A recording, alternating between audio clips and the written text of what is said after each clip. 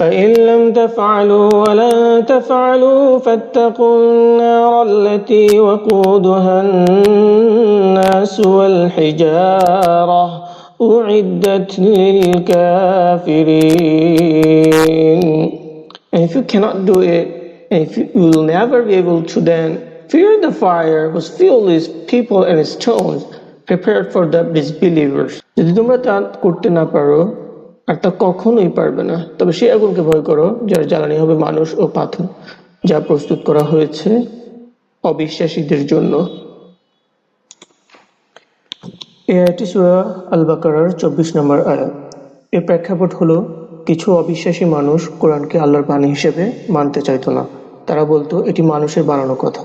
তখন আল্লাহ তাআলা তাদেরকে চ্যালেঞ্জ দেন, যদি কোরআন মানুষের লেখা হয় তবে তোমরাও এর মতো একটি সূরা বানিয়ে আনো।